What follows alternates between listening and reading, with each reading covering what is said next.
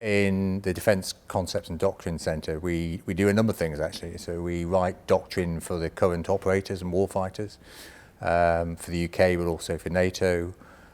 We develop concepts for how we might fight and operate differently in the future, of which the integrated operating concept is probably one of our most recent headline publications, as it underlined the last integrated review.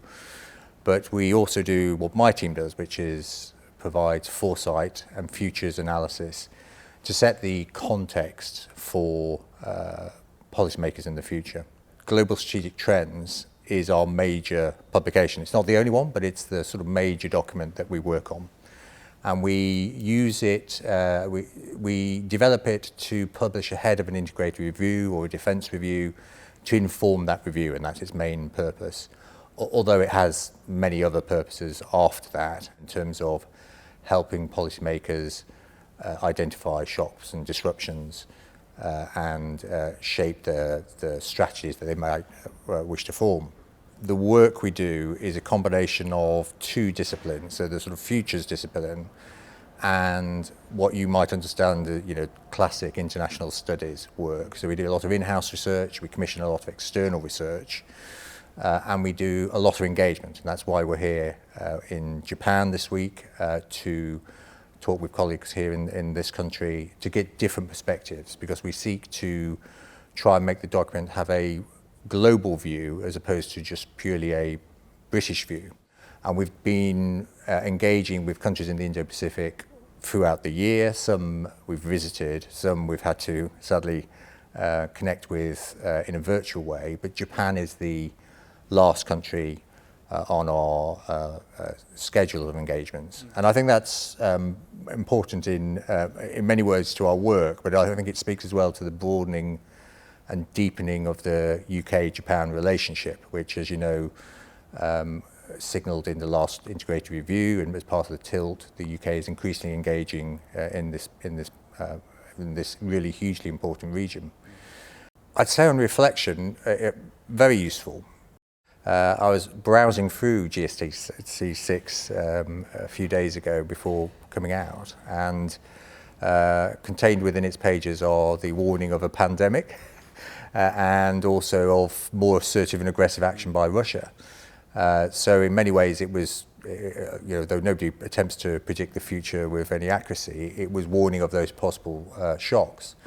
And in terms of how it then triggered policy responses, of course, as I mentioned earlier, it informs the integrated review, and the last integrated review was a significant event for the UK. It was the first uplift in defence and security spending in a generation, and it saw investments by the government to modernise the UK's military forces to face the new range of threats that we now face. And it re-emphasised the primacy of Russia as the proximate threat to the United Kingdom, but it also signposted our tilt to the Indo-Pacific as part of a broader global approach to security concerns, in that these things cannot be disconnected.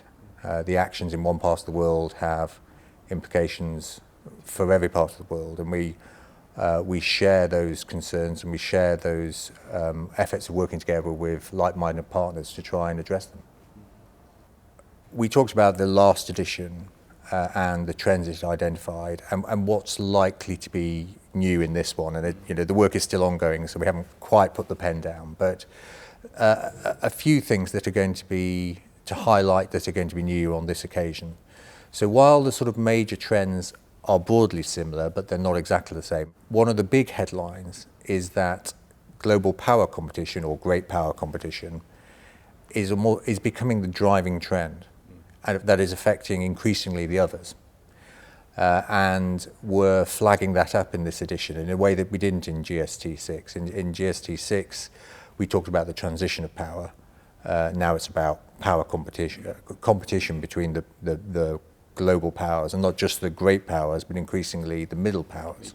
Second key thing that is different this time, and my predecessors mentioned it when he was here, about our efforts to try and not just present trends, but present instruments that allow policymakers to interpret them and prepare for them. And GST6 was a first attempt to do that. And in 7, we're taking that forward with new techniques. So we're experimenting with it's sort of global pathways scenarios, which is a futures technique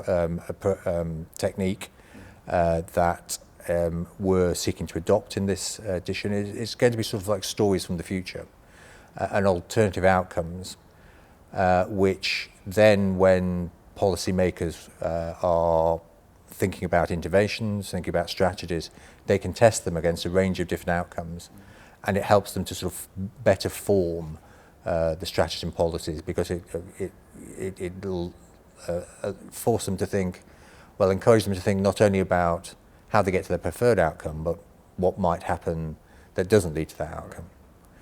So I suppose as a package, they're a little bit more realist than last time. And I think it's reflective of the moment in which we're writing. I think with hindsight, nobody would choose to pick up a pen one side of a major war in Europe and still be writing at the other. It's sort of changed our perspective in so many ways, but we're trying to capture that sort of sharpening of the edge of things in this edition. I think the thing as well that we're talking about in the trends is how, in some ways, you have parallels which are working in opposite directions. So, for example, demographics. And we can talk about that in the Indo-Pacific region, for example. In some parts of the Indo-Pacific, and Japan, I think, is leading this in many ways. Populations are aging. Population growth is coming to an end. With all that means in terms of social care, what it means in terms of workforce, what it means in terms of models of GDP growth. But in other parts of the region, populations are still growing, they're younger, and that creates other pressures and demands. And you can see that as well in terms of a world that is both more interconnected than it has ever been, and will continue, and that will grow, but also more fragmented.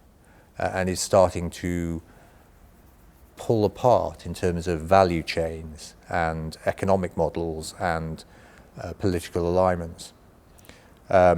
Cooperation and confrontation in happening in parallel.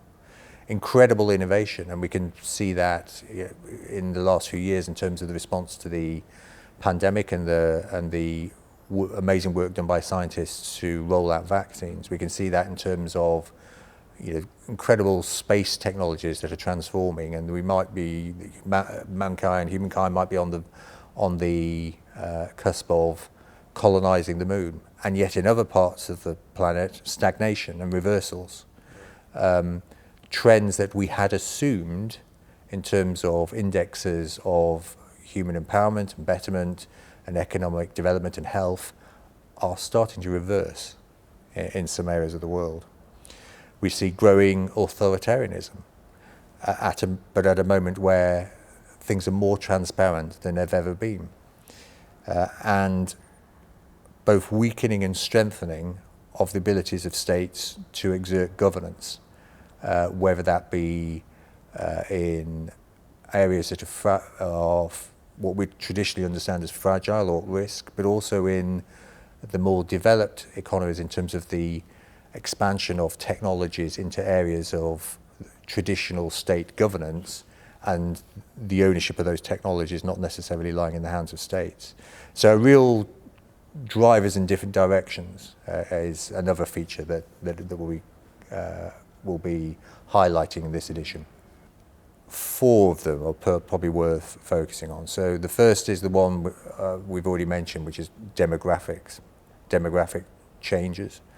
Japan is leading the world in terms of a aging population and getting to a point of population growth no longer being the norm, and all that means in terms of economic models and other areas. And what that then means in terms of other trends, sort of focus on technology, robotics and other areas necessary to fill the gaps in workforces, what it means to economic models. That's going to, I think, will be an interesting and significant challenge to navigate in the future.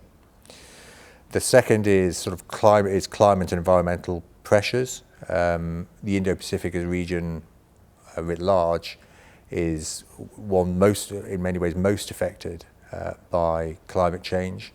Japan is a modern and successful and powerful country and is managing those transitions very successfully.